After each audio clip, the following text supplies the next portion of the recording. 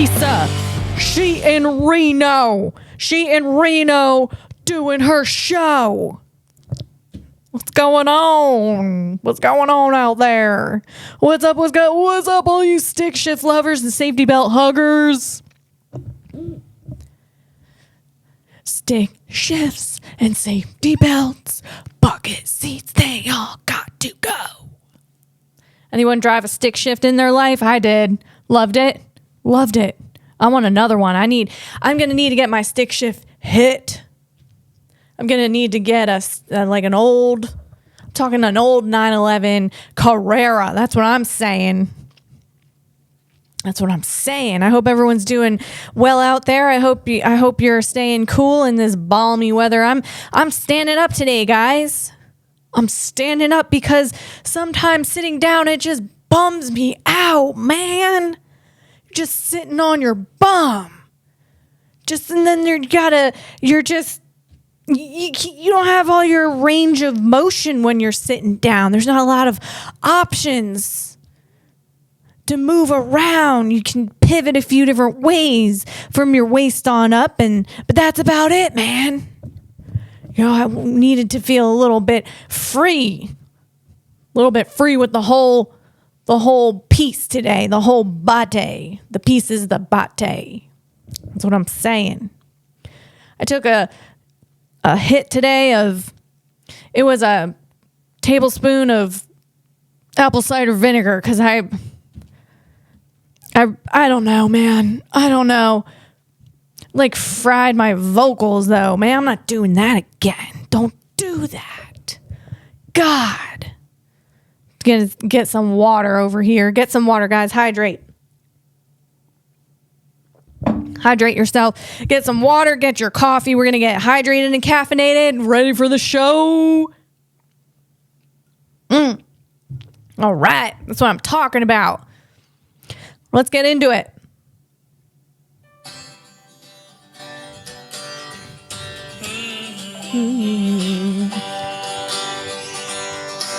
Walking down this dusty road.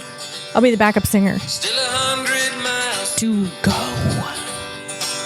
Everything's gonna be alright. If I keep walking to the light. And now it feels like coming home. You're the one I've always known to bring me back where I belong. It feels like coming home. That's what I'm saying, man. It's that kind of day.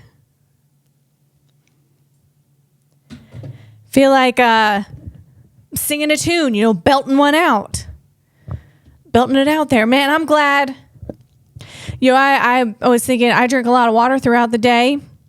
And I was thinking, man, I should probably pee before I get started here. And I did. And then I'm like, probably a half hour later, I'm like, well, maybe I should pee again. I'm like, no, I just kind of went pee. I'm glad I did.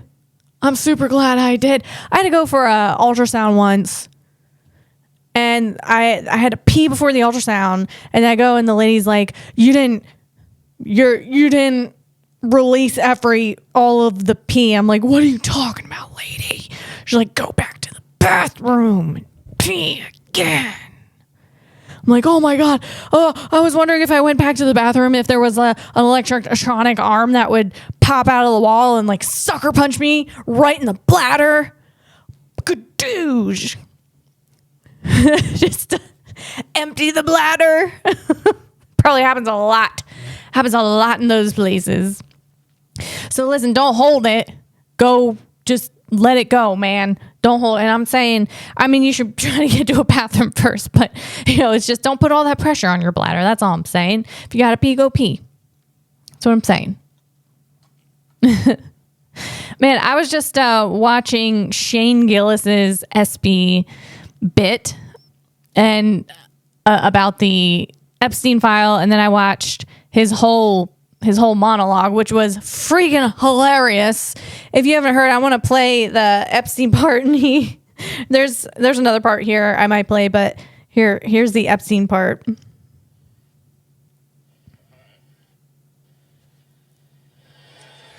right. was fine. I didn't write it. Actually, there was supposed to be an Epstein joke here, but I guess it got deleted. Must have probably deleted itself, right? Probably never existed, actually. Let's move on as a country and ignore that. Heavy hitter. That's great. Shane is great. And I love how he's holding the mic because he's probably a little nervous, and he holds it with both hands. I do that too when I'm nervous. I stand up there and I'm like, that's all my jokes. I'm holding it with both hands, like, I'll make sure I don't drop this freaking mic, man, because then I'm gonna have to really try to get my voice echoed out there, and I can't do that. I gotta hold on to this mic. I'm glad he does the same thing. But yeah, he really hit that Epstein file. That's quite a, I don't really have any, all I'm saying is, here's the thing. I think Epstein's house is on sale right now. I mean, who's going to buy that, man? No one, because it's tainted, man. That's what I'm saying. Like, walls have memories. They have, like, you feel when you walk in somewhere, you can feel things, if something crazy or happened there, or maybe when you walk in somewhere, you can feel a lot of love too, a lot of happiness. But you can also go in and they say play. Like, have you ever been to Salem, Massachusetts? Back in the day, man, someone didn't like a woman. They're like, well, she's a witch. She's a witch. And then they just burned them at the stake. Imagine what kinds of memories and energy all those old walls are holding. Gosh. All I'm saying is, wouldn't it be interesting if we had some sort of AI software device where you could go in and you walk through this building, or you can just toss it in there and it collects all of the memories that happened in that place? That would be wild, right? That would be wild. And that's called theoretical AI because, well, not really, because there's no mathematics behind it. That's just called thinking it up AI, really. That's what I'm talking about. Our artificial general intelligence, that's theoretical AI because there are mathematic modules and models behind it. But the thing I just talked about, well, I'm just thinking it up. I don't even know if that's possible. It sounds like it's not, but maybe. Maybe, man. It's like that movie Minority Report with the cogs, and like their memories would be projected, or maybe a better movie would be Reminiscence. That's with the Hugh Jackman. And I'm not, no shade on the actors on that movie. That movie wasn't that great, but I loved. It's like a neo-noir futuristic. Like, the visuals are really cool, and basically, I think from what I'm recalling, you can get into a tank and see memories and maybe future things. I'm not, but something like that, where if you walked around and you had a projector, you put a projector in front of someone, and maybe in the future they're able to project their thoughts onto it so the other person can see it, something like that. And why can't we have a device that captures that type of thing? You just put it in a building and it captures all those memories. Because it's like energy, right? Memories, it's energy being, it's just a bunch of pumping out energy, energy being created and used. So can you kind of like get all that energy back? I don't know. I don't really know what I'm saying right now, but maybe there's a physicist out there who has thought about this. Maybe there's a physicist out there who is putting this device together right now. And then we'll really know what happened. put it in the Epstein house. And then people, I mean, if that's true, when that technology comes out, people just be like busting down homes, and people be busting down homes, sheds, shacks, underground tunnel, whatever, wherever the memories lived or happened. They'll just be busting them down and blowing them up everywhere. It's gonna be crazy. But that'd be interesting. I think that would be interesting. What else is going on, guys? I was outside today in the sun a little bit, and oh my God, Lisa, you were in the sun. Oh my God. People think they go in the sun, they're going to turn into an alligator right away. And I mean, I haven't turned into one yet, so we'll see. I'll keep you posted. But there is a rooster. Our neighbor behind us has some chickens, a rooster. And you can't really see them because there's a bunch of trees. That's the part of Georgia I live in. People have roosters and livestock in their front yard and their backyard. And this rooster, man, you can hear it.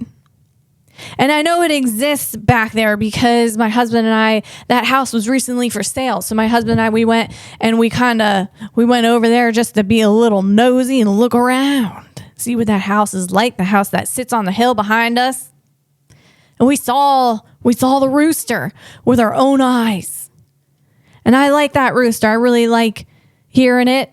And I hope it's having a nice time clucking around and, probably looking for the ladies. Tolling for that Irish, you know what I'm saying? Is tolling for that Irish over there. Those lady chickens, hens.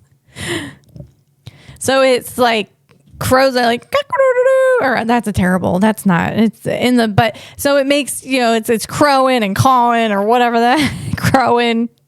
And I was just thinking, I was outside today and I'm hearing the birds chirping in the trees. And I'm just like, do the birds know when they hear the rooster? Do they know that that's another bird? Do they know that they exist in the same world and they're of the same species? Or is there like a hierarchy going on? Or like, are the birds ignoring the rooster? Or is the rooster ignoring the birds? I don't know. But I thought, I wonder if they know, and I wonder if we'll ever know about that. You know what I'm saying? My husband and I, we were talking this weekend like we do. We get together at 9:30 at night. My husband usually works in the late hours of the evening. And then we'll get together on the couch. And that's when we have a little bit of time together. We'll either watch a show. And we actually started watching, I think it's called The Big Stick with Owen Wilson. Love him. Love the Wilson brothers. And Mark Maron is in that as well. Great writing, great story. I love it's about golf, and on the golf course they have these two bros. And from Philly, I'm thinking from Philly because they had a Philadelphia Eagle shirt on. The one guy's like, all right, come on. They're these bros. They're like, all right, come on. The one guy's like, mashed potatoes. Mashed potatoes. Like cheesesteak. Whoever wrote that in there. Yes. Yes. Again, more of that stuff. Good show. But we started talking, I don't know why, but we started talking. My husband said, hey, remember when Alestra was a thing? Alestra? Anyone out there, do you remember Alestra? Alestra. It was in Sun Chips, I do believe. That was the biggest thing. And something happened. And then the Sun Chips bags, all of a sudden, like people were eating them. And then all of a sudden the Sun Chip bags had this warning on it that the ingredient Alestra may cause anal leakage. Anal leakage. God. How did this happen? So the people putting together the sun chips, which, by the way, were the healthy chip. They were the healthy chip of choice back then. Hey, this is healthier than the potato chip with Olestra. Don't worry about that anal leakage. It's healthy. Good Lord. Good Lord. Glory to God. God help us all.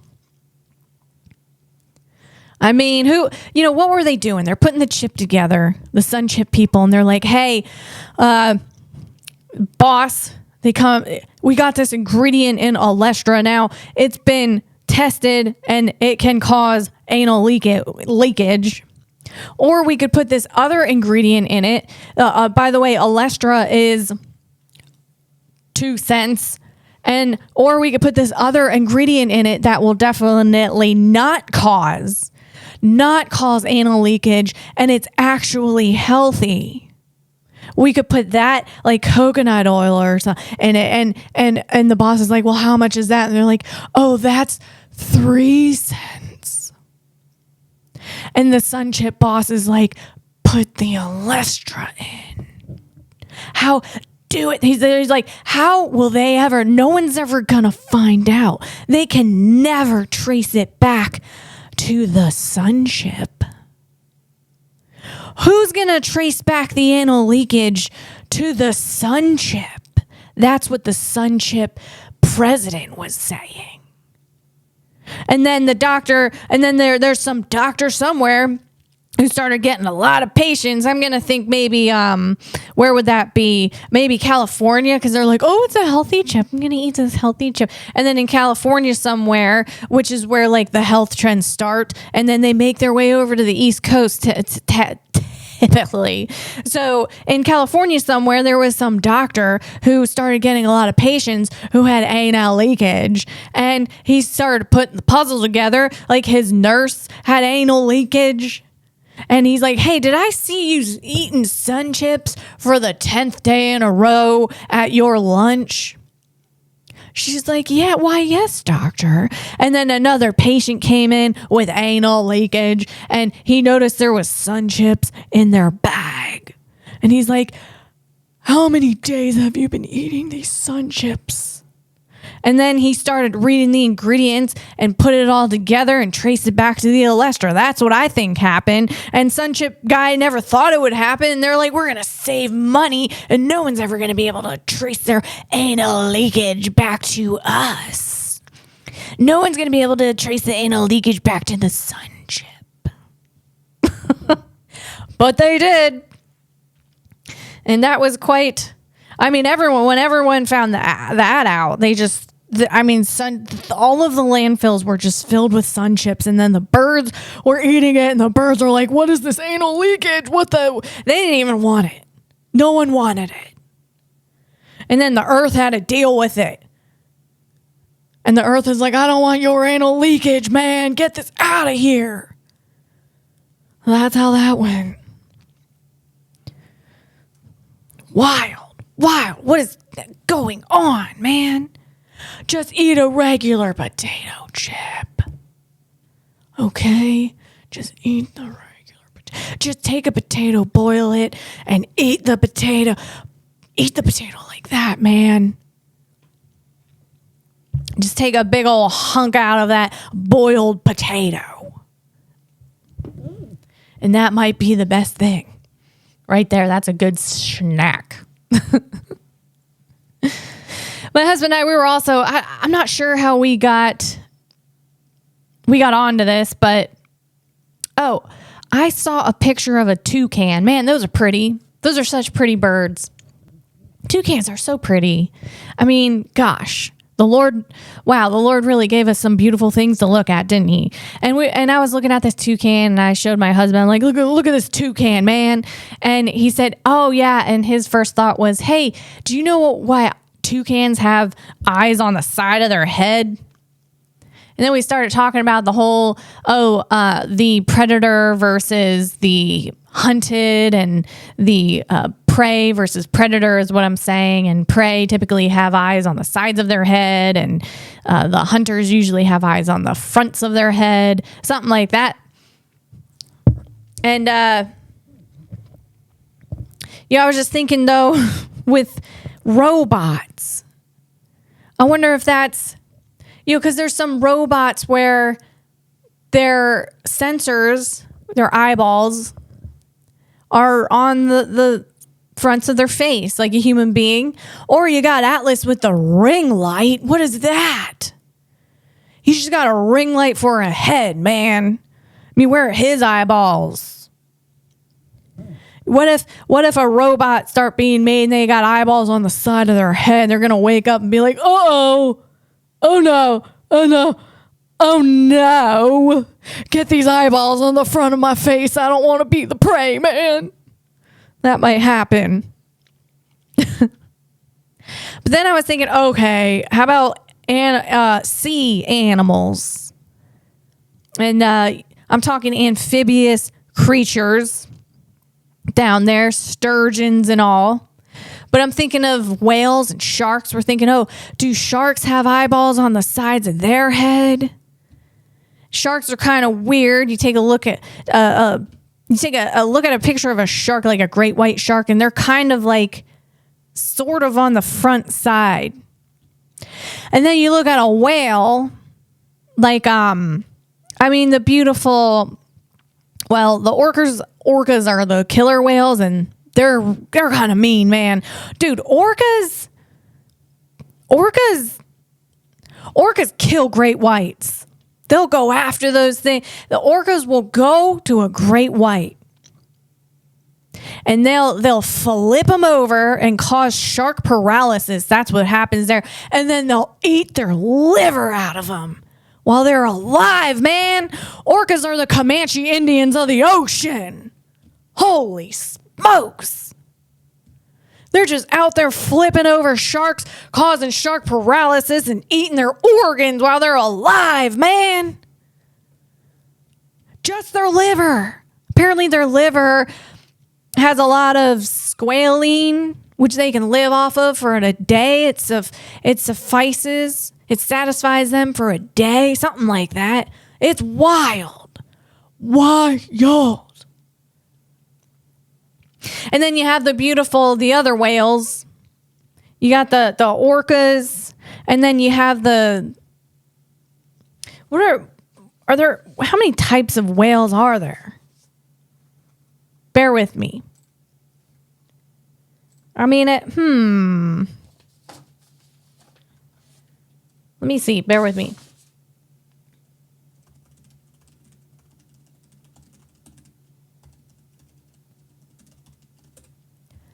I'm thinking of, there's a lot. There's the beluga whale, pilot whale, beaked whale, sperm whale. I think I'm thinking of the sperm whales.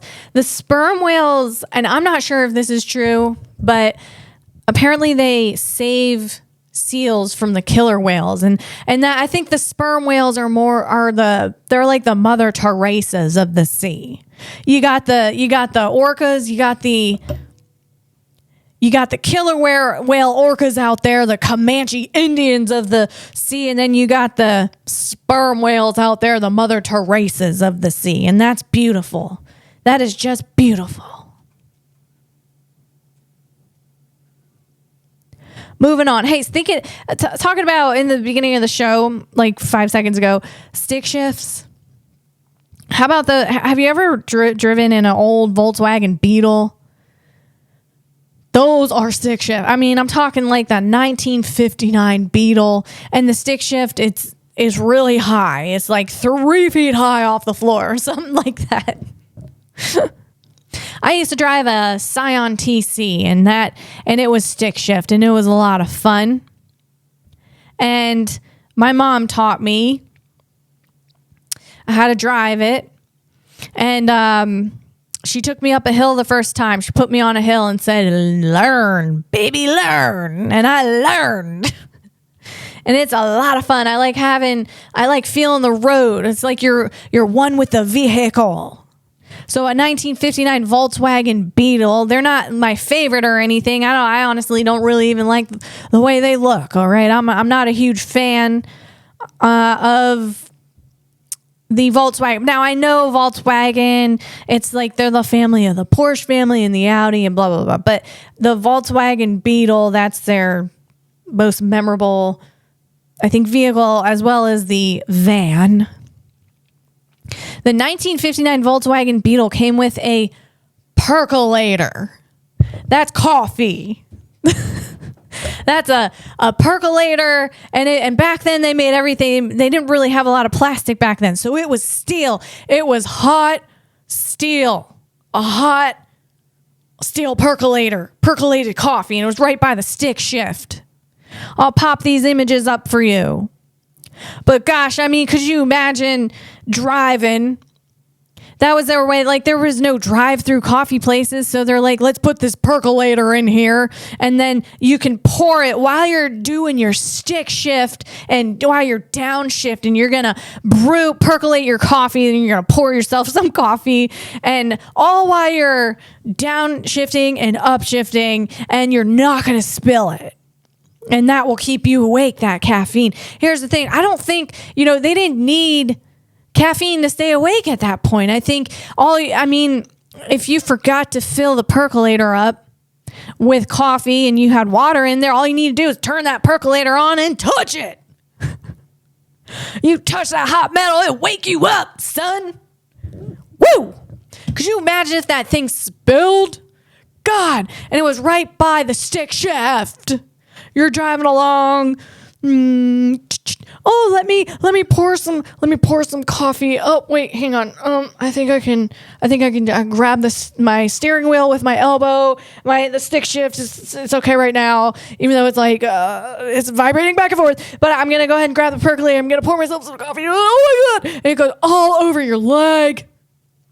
Or men, you could just imagine other parts of your body that goes over. God, you awake. You awake for the whole day, the whole week. That'll wake you up for the whole week. Good Lord. Praise God. All right, let's get on to it. Let's get on to the tech section today. I am excited about this tech section. We're going to start off with some dancing robots. And we got 3 robots here. All right, going to pop this video up. Oh, I have some sound effects, I think, on my Rodecaster that I didn't realize I had. Let me try this. Oh, no. Dancing robots. Okay. What was it? Dancing robot? We got 35 to 40 degrees of freedom. Okay, guys, I'll stop. I'll stop with that. But, okay, we got these dancing robots. And I'm talking, we got Tesla T-Bot, all right? Extremely impressive. We got T-Bot, Tesla Optimus. That's what I'm saying. Then we got China's Unitree G1. He also got a ring light head going on. And then we got Engine AI PM01. Okay, so we got 3 of them in a row here. And now these robots, they're going to have about 30 to 40 degrees of freedom. Human beings have about 100. Maybe if you're a very flexible, athletic human being, you're going to have 200. But these robots are moving pretty smooth for 30 to 40 degrees of freedom.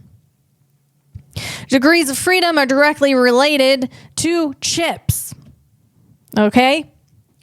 And I touched on that last week. Man, so we got Optimus. He's doing a little... I mean, most humans can't even dance. Okay, let alone dance like this with 100 degrees of freedom. That's what I'm saying. Okay. Or it's showbiz. I'm dancing terribly, guys, right now. I am dancing terribly. I feel like I need to just be a vaudeville. I can dance vaudeville a little bit, like showbiz, you know. Showbiz. Okay, moving on.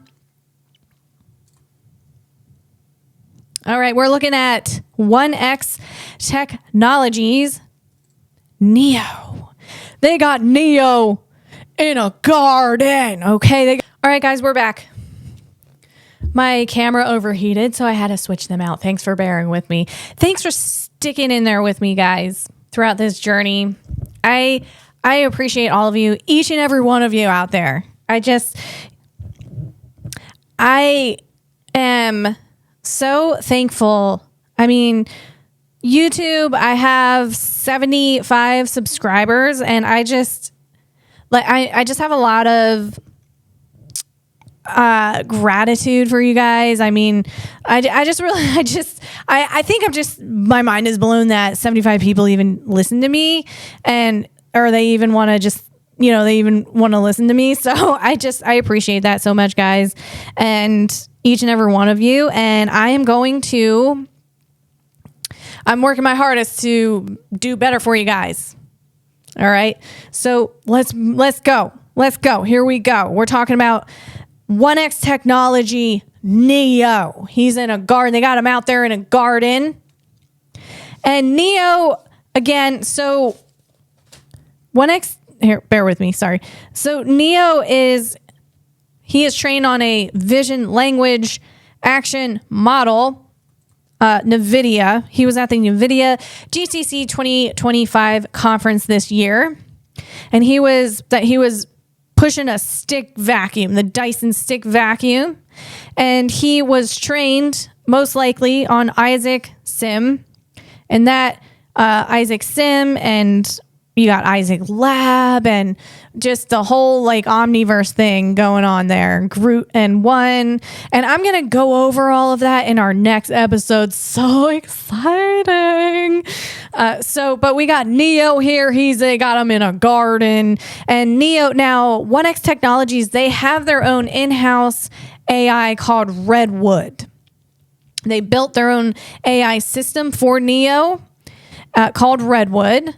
And it's learning, and they got him in a garden here. And then he's putting some soil in a I'm going to say that's an eco-friendly bag that decays in an eco-friendly way. That's what it looks like. Progress on Neo's AI has been really fast of late. Here are some early clips of generalist model we are developing at 1X Tech. The following clips are 100% autonomous, running on a single set of neural network weights. First, a quiet little robot that picks up leaves and puts them in a bag. That's incredible. And then they go on to show Neo.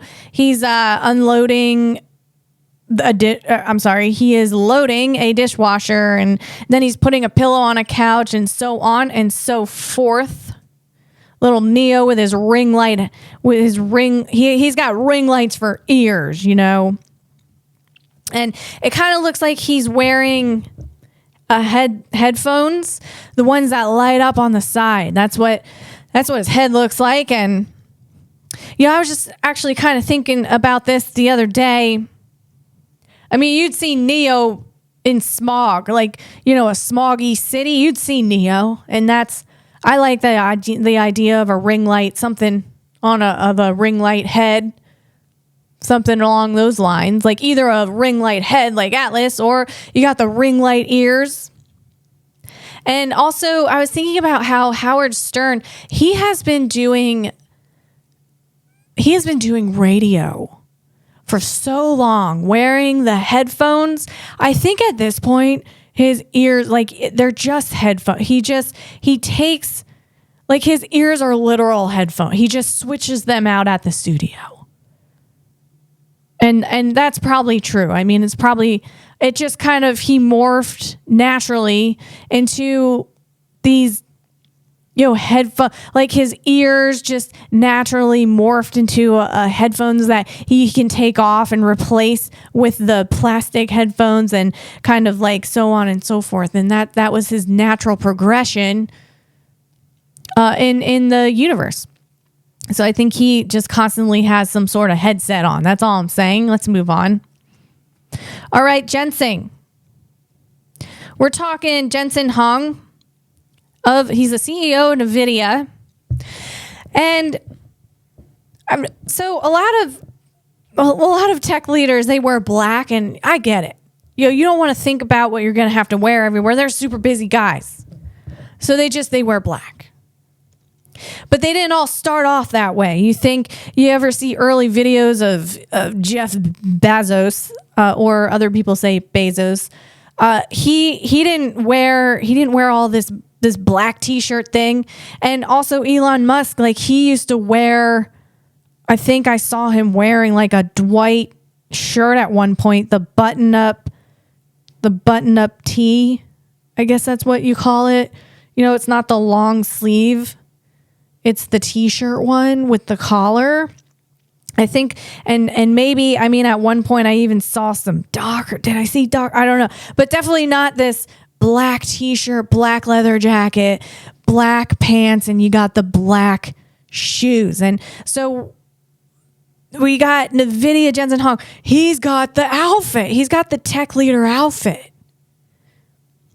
And it all started with, let me think back. I think it all started with Steve Jobs, man. The black turtleneck. All y'all seen that, right? The black and then after him, Elizabeth Holmes crept in there. And she's like, I'm going to wear a black turtleneck.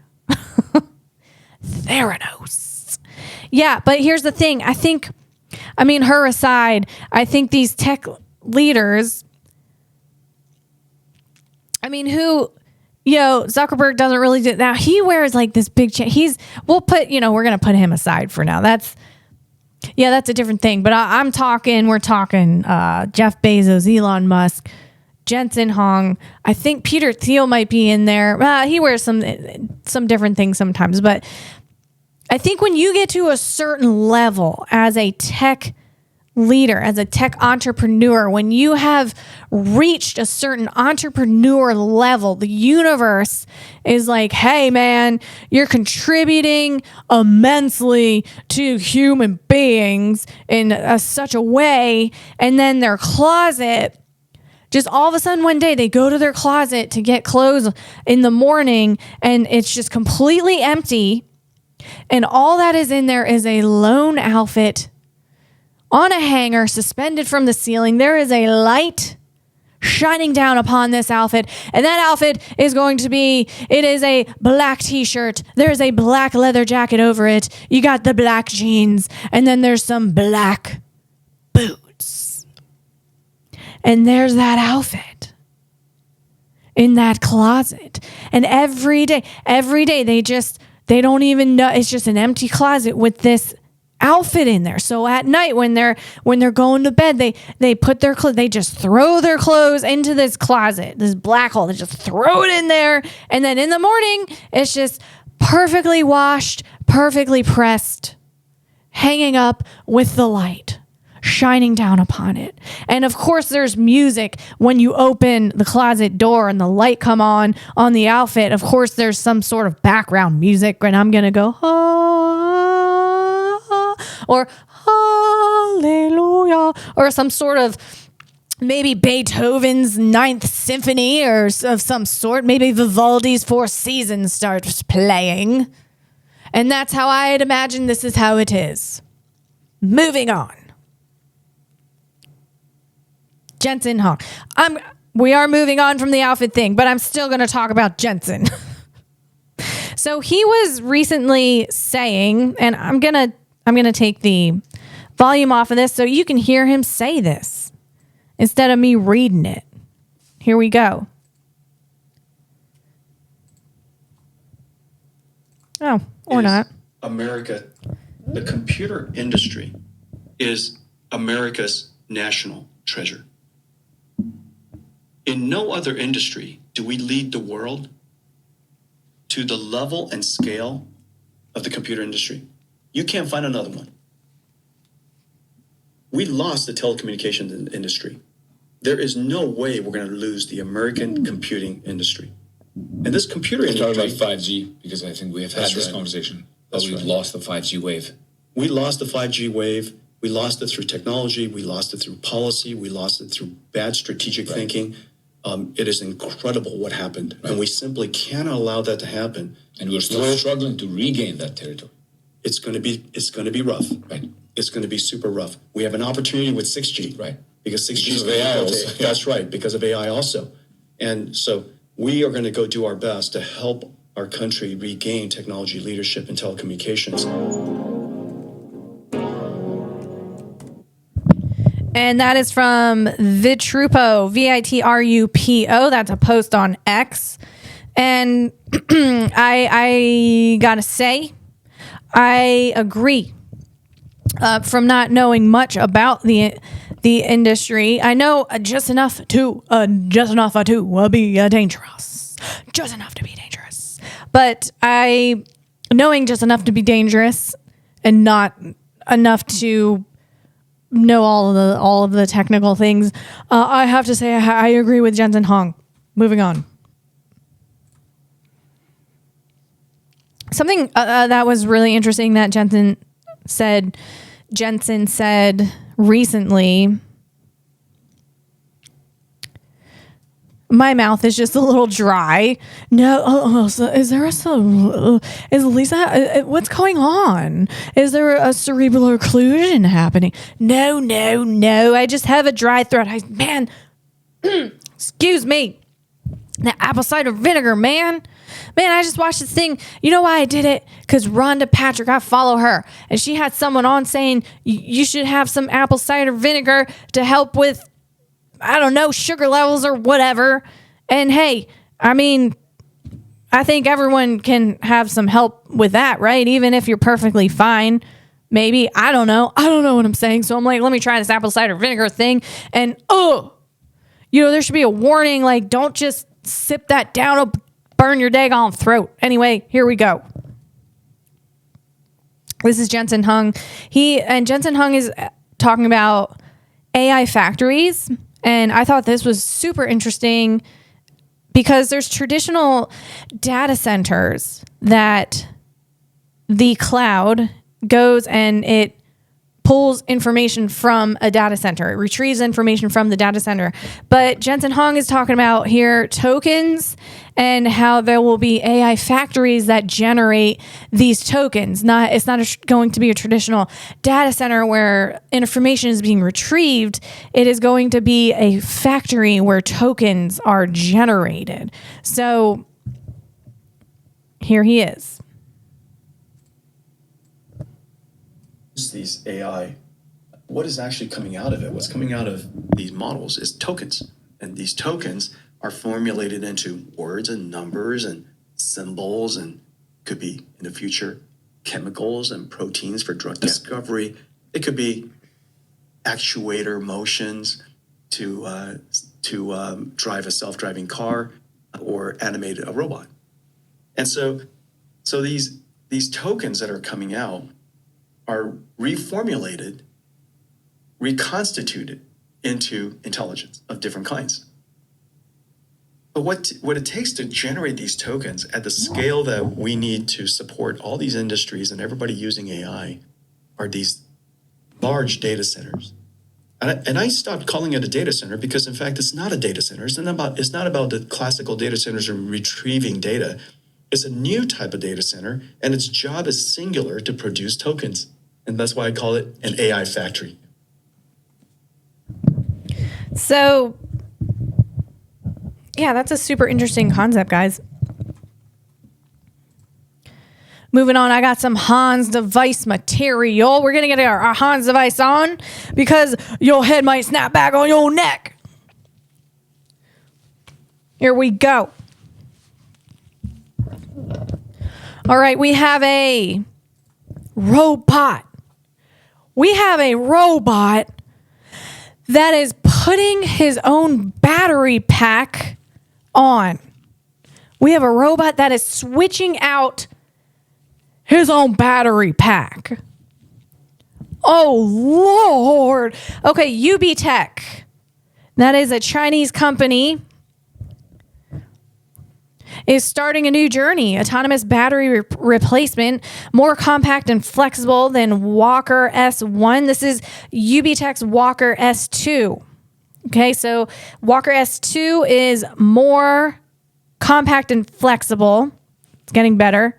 It's faster and more human-like, natural, straight knee walking.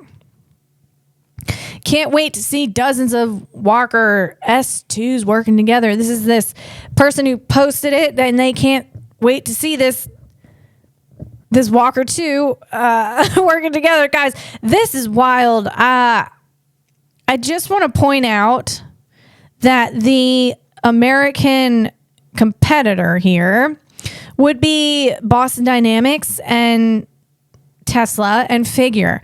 We don't have these sexy videos yet, but when videos come out of Atlas or Figure, you know, Brett Adcock, he will wait sometimes a long time until we see, and then boom, it'll hit us with some freaking amazing ability that his Figure can do. So I'm not saying that this is not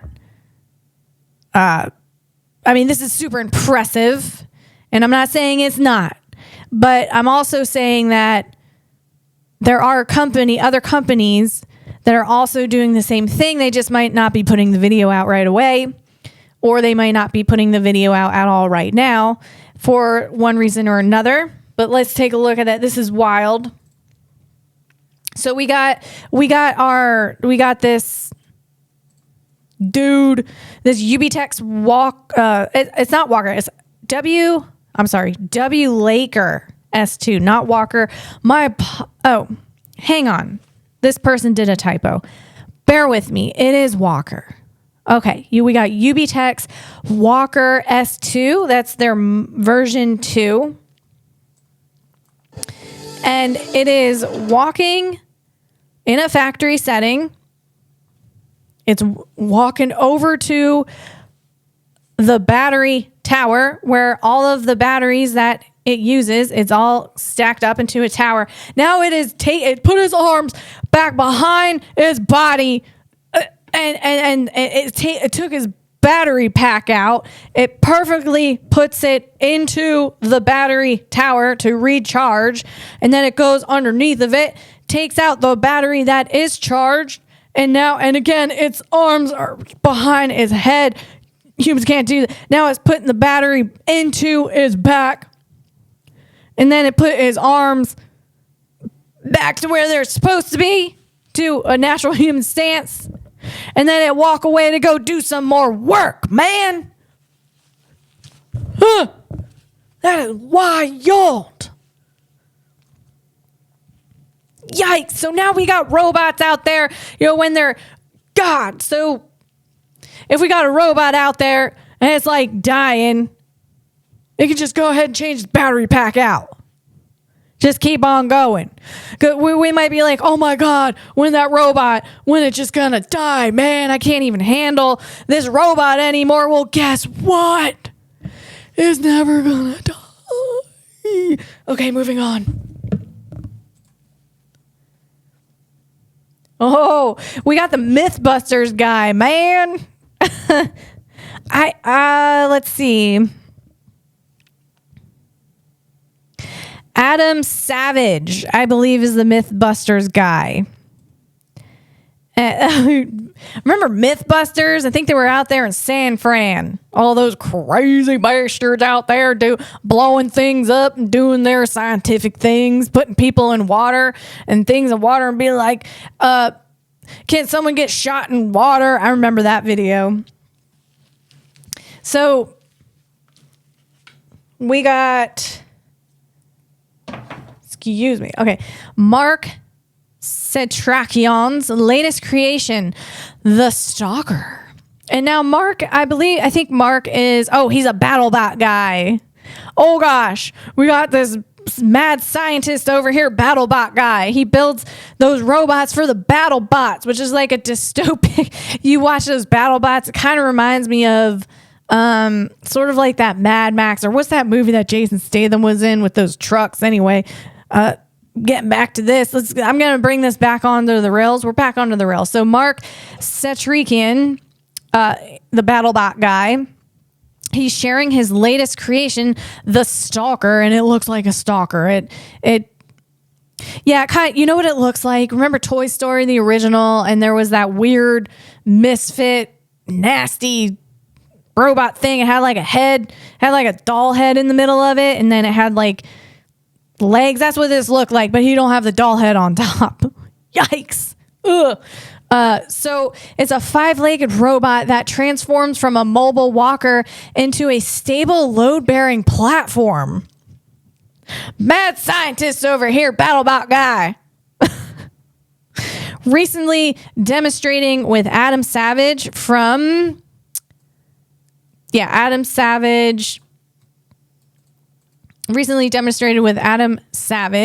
on Tested. That's a show, I do believe. The robot impressed with its ability to support a human while maintaining balance or uneven terrain. Building on his BattleBot legacy, Setrikian adopted principles from his mechanical hand designs to give the Stalker a star-shaped leg layout and exceptional structural strength. So, what we're having here, what we're watching here, I'll pop this video up. Oh my goodness. Bear with me. Oh. Internet's being a little slow. Bear with me.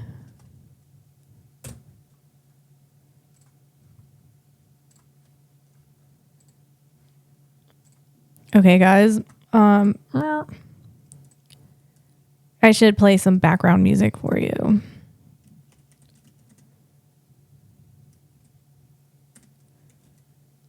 Okay, so here we go. We got this thing. Again, it's a 5-legged robot, and like one of its legs, 4 legs are on the ground. One of its legs is up, and it has like a gripper. He's standing there with Mythbuster guy Adam Savage, and they're just kind of talking. And at one point, and there's actually another robot in the room. It's really big. It looks like a big old humanoid. Like they're in a warehouse. So there's a lot of room. There's a lot of room to play with here for a mad scientist BattleBot guy to play around in. And this thing, gosh, the Stalker, it can like fold up and get compact, and then it unfolds itself and stands up like a table. Oh, and now Mark went and jumped on top of it. It supports a human being. Adam is holding his head like he's mind blown. That's cool. That's really cool. Moving on.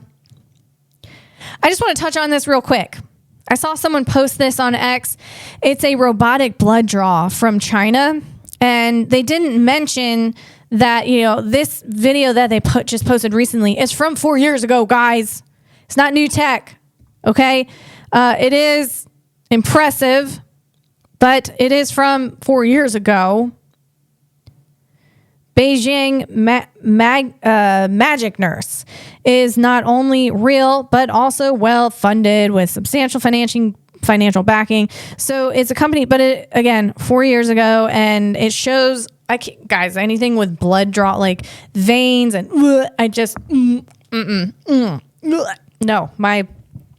no. So it's just like we're made of these squishy things and this stuff running through our veins, and just thinking about that makes me a little nauseous. So, but there's this guy, he puts his arm in a box, and then this needle comes in and does a perfectly precision needle prickle into his vein, and that gosh, would you do the just stick your arm in and then bands go down because you can't move your arm, or else that thing prick you in a different spot. But anyway, I just found it interesting. I started going down a little rabbit hole, and I noticed that there's a company here in America called VBot, and that was from around 2014. Again, this robotic blood draw machine came about in 2021. So the company VBot here in America that came around in 2014, it was also a blood drawing robot. And it was claims to be the world's first. So VBot, it was an earlier pioneer in this technology, and it laid the groundwork for Magic Nurse. I think that's look, here's the thing. You see VBot come out with this robot, blood draw, and then all of a sudden we see this other company come out from China that looks kind of just like it. And then there's also research from Rutgers University in November 2020. Rutgers University announced, the Rutgers technology announced in November 2020 involves a tabletop robotic device that uses AI and imaging to draw blood or insert catheters with high precision. And that was in 2020. So it's just a little coincidental that you see this technology here in America and then all of a sudden it pops up over there in China. And that's all I'm saying. I mean, it's like the rover thing. Like we have these rovers that go up to space. Ours are yellow and China's look the same exact color, but they're red. I mean, what is happening? I mean, Bill Nelson, I think he was the chief officer of NASA. I don't know his exact title, but he's a leader there, and he rang the bell. He rang the alarm bell a while ago, I think in 2021, that our proprietary technology is being stolen. Like, they know it. They know it. And I mean, it just seems like nothing's really been done about it. It's kind of weird. And what are you going to do about it, right? What are you going to do, man? So it just kind of went down that rabbit hole. And, it's just something to think about. And that's what's going on. And I wanted to talk about that, not a lot, but there's this company called KUKA. And KUKA is a German automation giant. It's known for industrial robots. And they were at a trade show recently? They were at some show recently. Let me see, bear with me. Oh, Automate 2025. The Automate 2025. I believe they were there. And also the competitor to KUKA is called Fanuc. And Fanuc is a Japanese company. They also have a branch in America. But I'm going to pop this video up because this industrial robot, it's like a big, huge, giant robotic arm. It's wild. In 2019, KUKA Robotics, that's a German company, they put at a 2019 IAAPA trade show in Shanghai, KUKA and BEC presented a new application featuring a KUKA coaster. It's a KUKA passenger robot. It's like KUKA coaster, meaning like kind of like a roller coaster. So it's people are waiting in line to go on this thing.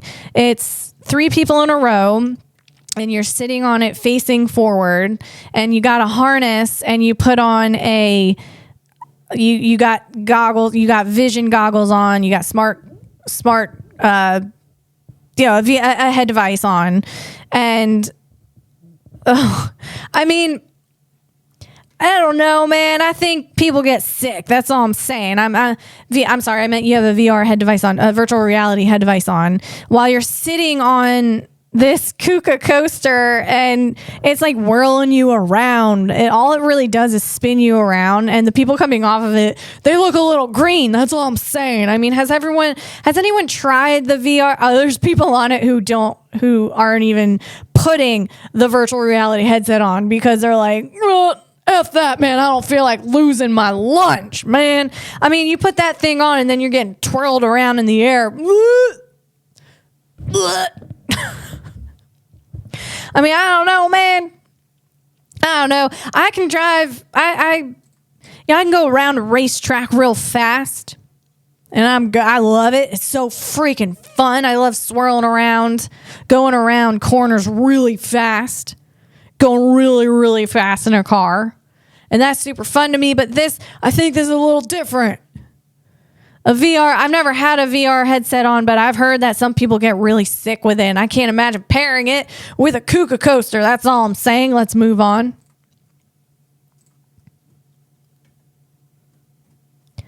Okay, we have, T-Bot. I love talking about T-Bot. T-Bot. Optimus, he making some strides out there. I'm sure a lot of people have seen this because it's in the mainstream news. We got Optimus V3. Tesla's robot butler era begins. Optimus can already stir pots, vacuum, wipe counters, and take out the trash. And that is just version 2. Elon said that the upcoming V3 is amazing. Fast forward a few years and people will be asking how they ever lived without a robot roommate. I would like one right now. This isn't sci-fi anymore, folks. We're getting closer to Rosie the robot. Domestic automation, Tesla style. Okay, guys, we're back. Sorry about that. My second camera that I set up, because my first one overheated, my second one overheated in this heat, man. It didn't really deliver. It delivered a little bit, but now I got another one running, and hopefully it keep running. Sorry about that, guys. Let's get back to this. I'm talking about T-Bot. I'm talking about Rosie the domestic robot from the Jetsons. We're going to be getting closer to that. Last week I talked all about the software stack that you would need in order to make a Rosie the robot. And we're getting closer to that. And this is the thing. You know, I heard someone say to another human being, hey, would you even allow a robot to be in your home? And the response was, well, does it do the dishes? And these were two guys talking, and here's the thing. Let me tell you something. The ladies out there, what I'm saying is these two guys talking, and the concern was a privacy concern. And I think here's the thing. People building these domestic robots, they understand that. That's why they're putting these NVIDIA chips in it, the Jetson Orin chips, which allow the domestic robot to run on the device versus running on the cloud. Okay, that's called edge computing. So these robots are going to run on the device, which helps make it a little more private. So put your mind at ease. I mean, it can't be completely at ease. I mean, what kind of future are we going towards, guys? I don't know. I mean, it's a little wild. We're building things that talk and think like human beings. We can't even control human beings. How the heck are we going to control these things? These things are going to be super smart.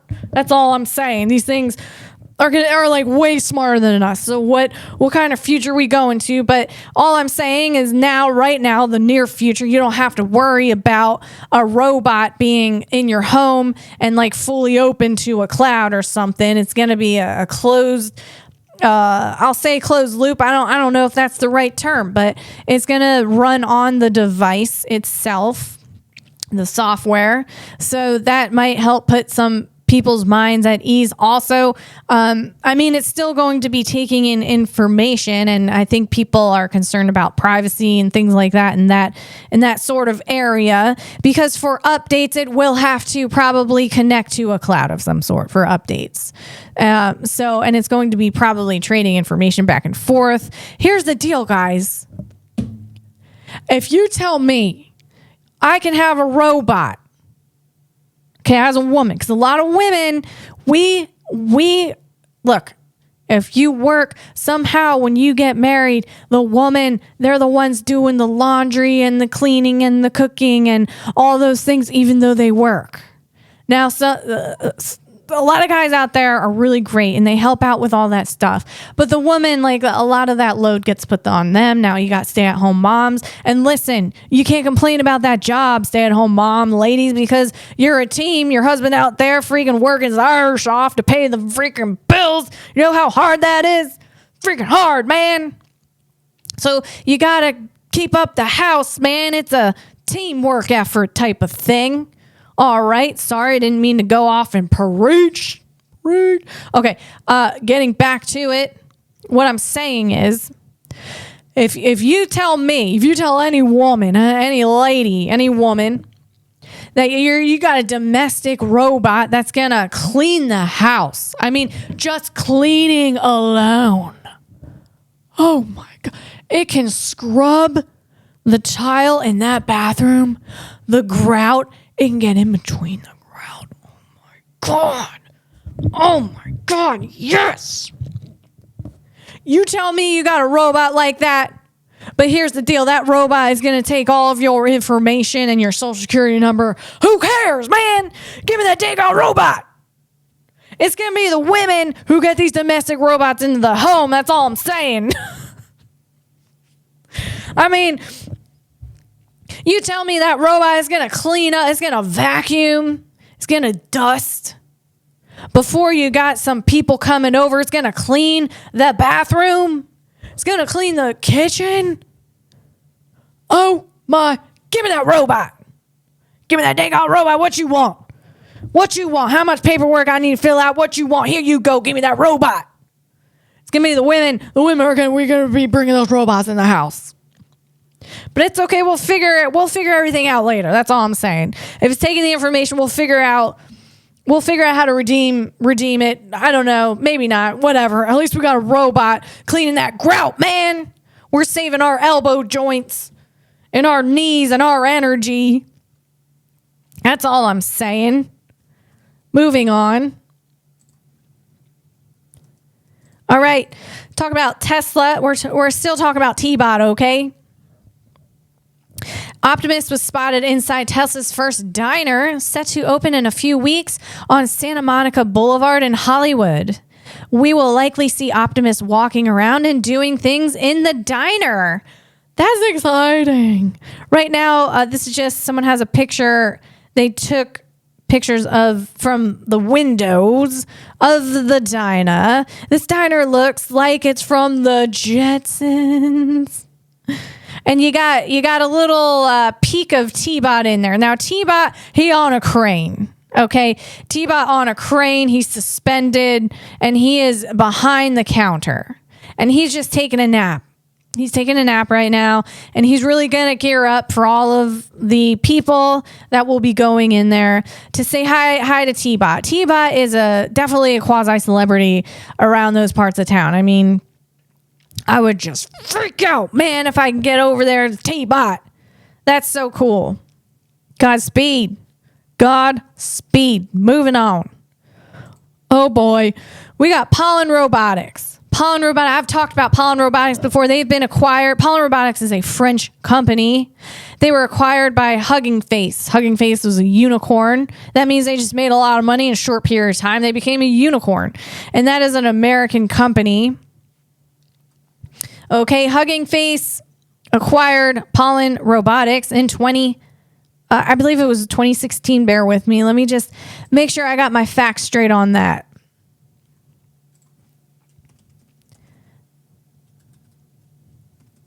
Music playing in the background. Yeah, Hugging Face. I'm sorry.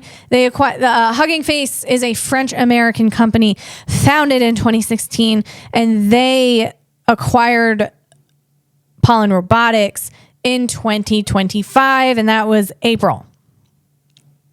So we got Hugging Face. The founder is Clément Deglaneux, and I didn't say that right. And everyone who knows me, they know I don't say things right, and I don't mean to say things wrong, but that's just how they come out my mouth. So here we go. Pollen Robotics. And Pollen Robotics, if you remember, they have that super cute robot named Reachy 2, and it has the rectangular head, and it's got the eyeball. One is bigger than the other, and then there's a line going in between the eyeballs connecting them, and then it's got these little antennas, like the cutest freaking thing in the whole wide world. Pollen Robotics has open sourced amazing hand, it's called. So we got some more orthopedics over here. That's what I'm saying. This is a 3D printable 4-fingered robot hand with 2 degrees of freedom. That's DOF. All right. And it's doing more with those 2 degrees of freedom than I think most humans do with 100 degrees of freedom. We got to kick it up a notch, guys, human beings. We got to kick it up. This is weighing 400 grams. Not too much, and costing less than $250, $250. It is designed for Reachy 2's wrist, but adaptable to other robots. And it's got the 4 digits. Okay, so we're talking 3 and then a thumb. And it's doing a few things, going like this. It's doing a few things with its digits, and this is an orthopedic. And I talked about other orthopedic hands in my last podcast, and I was just thinking, there's a lot of companies out there. They're focusing on orthopedics. We're talking hands. We're talking feet. We're talking the face only. We're talking a neck. All right, we're talking clone robotics, myofibers, like they're trying to put these lifelike fibers on this clone robotics. And I mean, there's just all these different robotic companies focusing on all these different areas of the robot instead of the entire humanoid itself. So these companies that are building humanoids, they might go ahead and buy an orthopedic from one of these companies that is really specializing in a hand or a foot or some sort of elbow joint, and they stick that in their robot. But I think what we're going to come across in the future here, I think what's going to happen is all of these different hands, these orthopedics, there's going to be some weirdo out there who like collects just like robot hand, or like a robot foot. Hey, look, I got all these robotic foots. And he says foots. He doesn't even say it right. Or he's like, I got this robot eye. I got this robot elbow joint. And then he's gonna make like a Frankenstein robot. Frankenstein was made out of like different parts of just like dead people parts. Well, this guy's gonna make like a Frankenstein robot out of like these orthopedics, these dead orthopedics that don't work on these robots anymore. He's gonna like stick them all together and glue them all together and solder and iron and tie them all together, and then it's gonna be like, look at my robot, look at my Frankenstein robot made of all these dead robot parts. Yes. And that's probably, we'll see that. So stay tuned for that. All right, that's probably a great place to wrap it up, folks. That was super fun. I hope you had a lot of fun with me. Sorry for all those cutouts with the camera. Thanks again for bearing with me. And man, I'm just sending a lot of love out to you guys. Praise of the Lord. Have a really great week, and I will talk to you next week.